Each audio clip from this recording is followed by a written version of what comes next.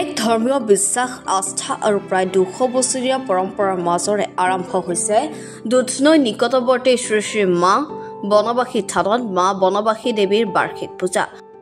গোৱালপাৰা জিলাৰ ঐতিহ্যমণ্ডিত এই থানত 1 এপ্ৰিলৰ পৰা আৰম্ভ হোৱা এই পূজা ভাগ 6 এপ্ৰিলত সামৰণি পৰিব।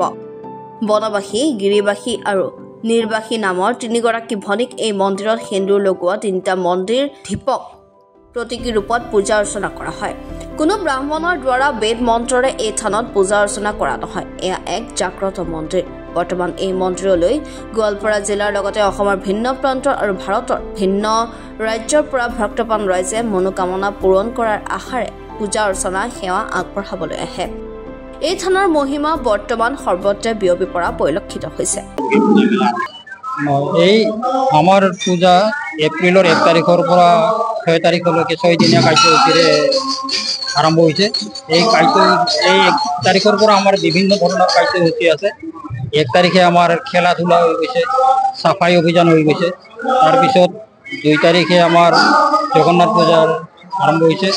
3 তাৰিখে আমাৰ জলাহৰণ আছিল আৰু আজি 4 তাৰিখ যোৱাকালি সন্ধিয়া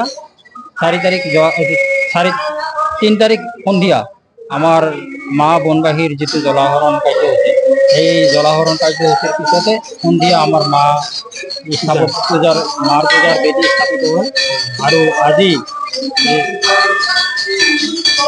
1 তাৰিখে হৈ যোৱা খেল ধেমালিৰ আজি বঁটা বিতৰণী সভা আছে আৰু আবেলি 3 বজাৰ পৰা ভাওনা আছে, ৰাতিও ভাওনাই হ'ব। তাৰপিছত ইয়াতে আমাৰ এই 6 দিনীয়া কাৰ্যসূচীত সমূহ ভক্তপ্ৰাণ ৰাইজক আমাৰ এই পূজাত উপস্থিত হ'বলৈ আমি আপোনালোকৰ জৰিয়তে অনুৰোধ জনালোঁ। আৰু যিসকল দূৰণিবতীয়া যাত্ৰী আমাৰ ইয়ালৈ আহিব তেখেতসকলক আমি বিনামূলীয়া খোৱা থকা সুব্যৱস্থা আছে। যিহেতু দেখা পোৱা গৈছে ইয়াত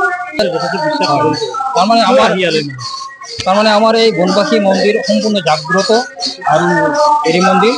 সেইকাৰণে মানুহে ইয়াতে আহি যাই যি মনোকামনা আশা কৰে সেই মনোকামনা পূৰ্ণ হয়।